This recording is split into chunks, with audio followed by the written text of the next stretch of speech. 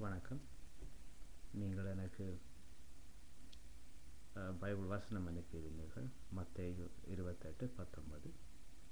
அந்த வசனத்தை பற்றி நீங்கள் தெளிவாக தெரிந்து கொள்ள வேண்டும்.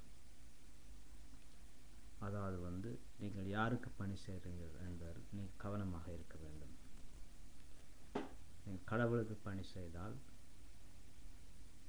வரும் பிரச்சனைகள் என்னவென்று தெரிந்து கொள்ள வேண்டும். ஒரு சபைக்கோ ஒரு மதத்துக்கோ நீங்கள் பணி செய்தால் தயவு செய்து இந்த வீடியோவை பார்ப்பதை தவிர்த்து விடுங்கள். ஆக கடவுளுக்கு பணி செய்வதென்றால் பைபிள் ஒழுங்காக நீங்கள் வாசிக்க வேண்டும். டிரான்ஸ்லேஷன் உள்ள பிரச்சனைகளை தெரிந்து கொள்ள வேண்டும். மத்தேயு 28:19 பிதாசுதன் பரிசுத்தாவியின் பேரால் திருமுழுக்கு கொடுங்கள் என்னும் வசனத்தை நீங்கள் எனக்கு அனுப்பியிருந்தீர்கள், சுட்டி காட்டியிருந்தீர்கள். சரி, கத்தோலிக்க பைபிளில் ஹீப்ருவில் தான் இது எழுதப்பட்டது என மத்தேயு ஆகம அறைமுக உரையில் அவர்கள் சொல்லியிருக்கிறார்கள். அதில் நீங்கள் இன்ட்ரோடக்ஷன், அதாவது அறைமுக உரையை நீங்கள் வாசித்தால் உங்களுக்கு விளங்கியிருக்கும்.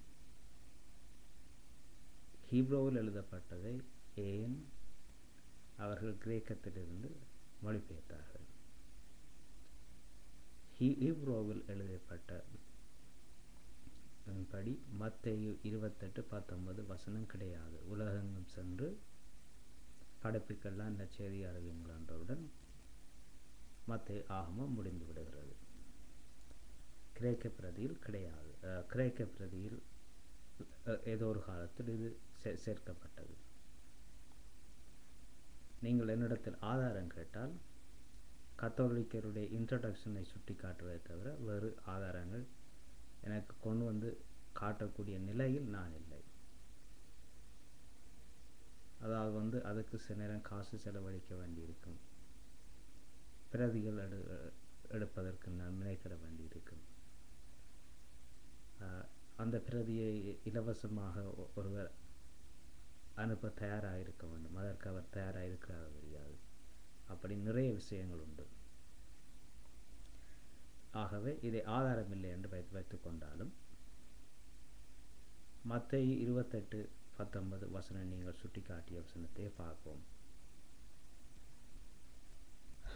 அந்த வசனத்தைப்படி அது எந்த காலத்தில் நிகழ்ந்தது என்பதை நீங்கள் விளங்கிக் கொள்ளுங்கள்.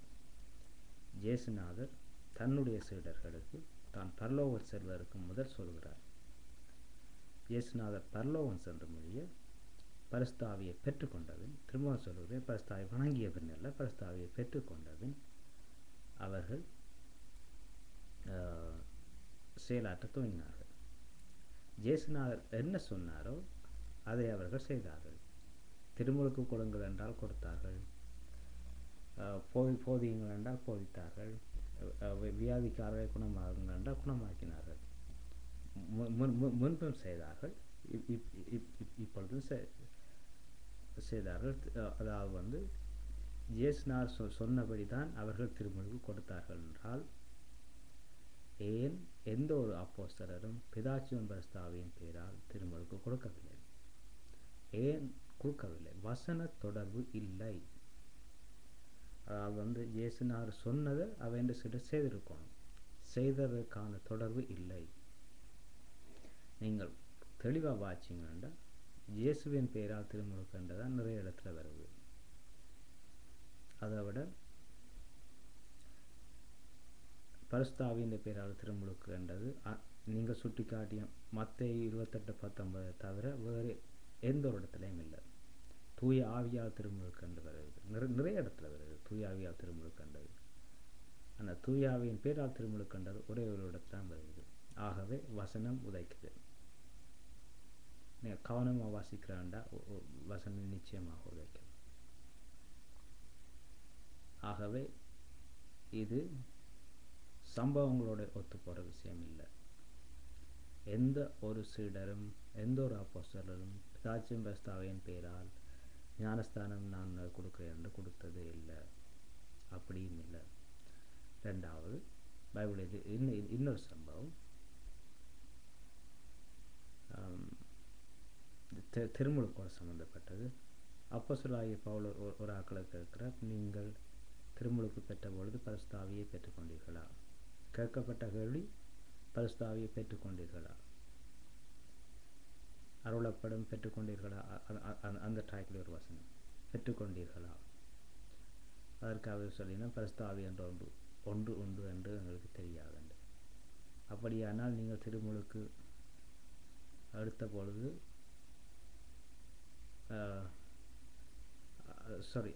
அதுக்கு பிறகு அவர்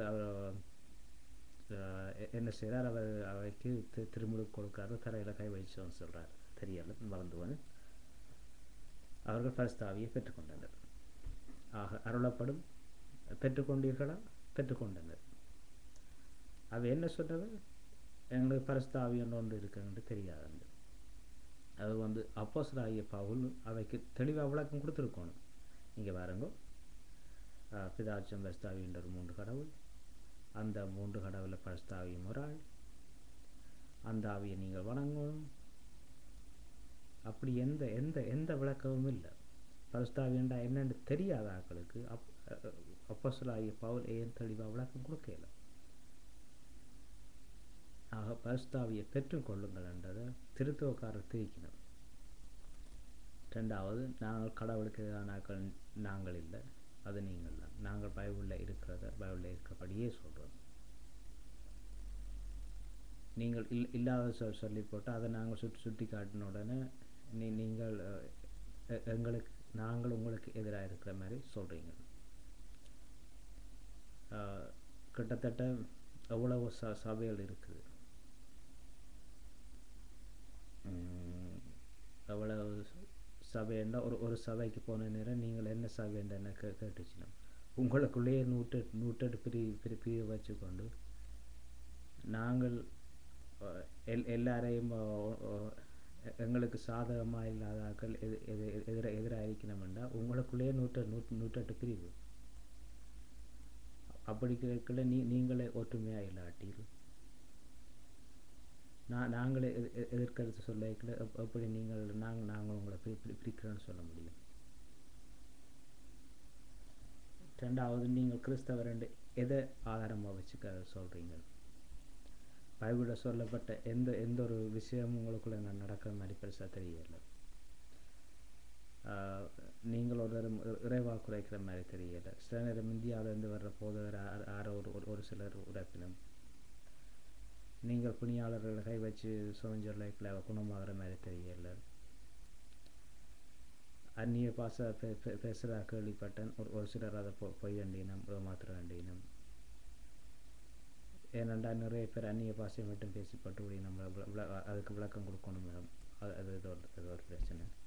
ஆக நீங்கள் கிறிஸ்தவத்தை தான் பின்பற்றுறீங்களோன்றதோ அல்ல நீங்கள் ஏமாற்றத்தை தான் பின்பற்றுறீங்களோன்றதோ நீங்கள் தெளிவாயில்லை. உங்களுக்குள்ளேயே 108 பிரிவினர். நீங்கள் யாருக்கு காட்சி இருக்கிறீங்க?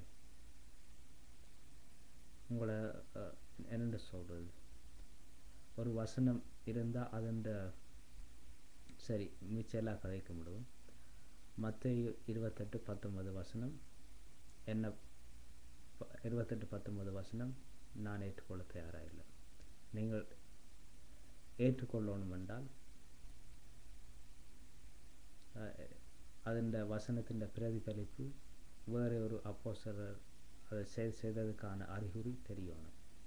எந்த அறிகுறியும் இல்லை. ஆகவே கிரேக்க பிரதியில் இருக்கிற 28:19 வசனத்தை நான் ஏற்றுக்கொள்ள இல்லை. அதே நேரம் ஹீப்ரூவில் இருக்கிற 28:19 வசனத்தை நான் ஏற்றுக்கொள்கிறேன். எனக்கு பிரச்சனை இல்லை. ஹீப்ரூ பிரதி இருக்குதோ என்று உங்களுக்கு சந்தேகம் இருந்தால் அதை ரிசர்ச் பண்ண வேண்டியது உங்களோட பொறுப்பு.